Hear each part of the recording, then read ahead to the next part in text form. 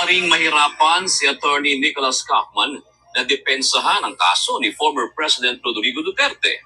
Ito ang naging pahayag ni Palace Press Officer Undersecretary Claire Castro hinggil sa sinabi ni Attorney Kaufman na may posibilidad na magkaroon ng political manipulation sa mga argumentong ihaharap sa paglilitis.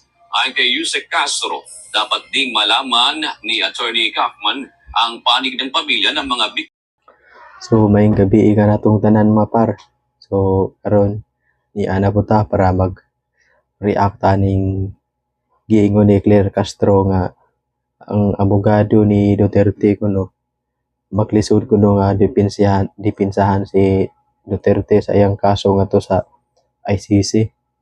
Kani si Castro babagi gibuguan na siguro ni sa ng abogado nga si Nicholas Kaufman nga international nga abogado niya.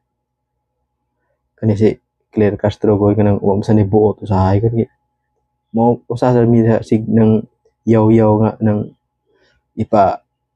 ipapangita ako no mga Duterte vloggers nga fake news kuno.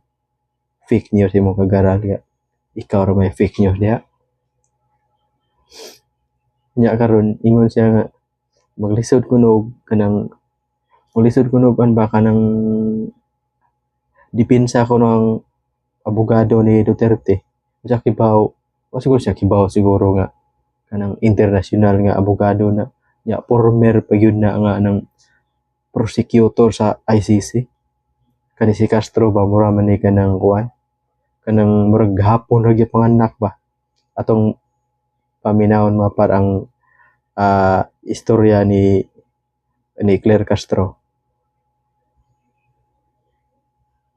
Maaaring mahirapan si Attorney Nicholas Kaufman na depensahan ang kaso ni former President Rodrigo Duterte. Ito ang naging pahayag ni Palace Press Officer Undersecretary Claire Castro hinggil sa sinabi ni Attorney Kaufman na may posibilidad na magkaroon ng political manipulation sa mga argumentong ihaharap sa paglilitis. Ayon kay Yusek Castro, dapat ding malaman ni Attorney Kaufman ang panig ng pamilya ng mga biktima ng extrajudicial killing. Buguan ni Castro. Inya usaon mga tutong mga biktima sa talaga kasi sinabi niya po ng political manipulation. Drug addict. Usaon ni mga tuwa ato ipinta ang kuan mga gipang-rape sa mga drug addict. For him to know who manipulates who. Bugo ang And bayan. of course, sabi nga natin, he should also be aware of the flight. Tila kay siya tila kay siya sa EJK families. Administrasyon ni Marcos ba? Ni Castro naiintindihan ng palasyo ang sentimiento ni Kaufman bilang abogado na nagnanais ipanalo ang kaso ng kaniyang kliyente. He will definitely face some difficulties in Bugag na ano ba yan, no? defending his clients if regarding the admissions made by his clients. But we wish him all the luck. Underestimate man niya si Still, ng we have Nicholas to Kaufman nga that the international suspect nga is abogado still niya innocent siya. until proven guilty. Terus mariusutan ni Claire Castro.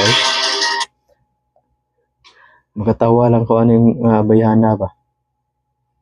Moro man si yaw-yaw nga karang mandaw kaning mga drug addict choices ra kuno na nila nga manuyop wa ka kuyape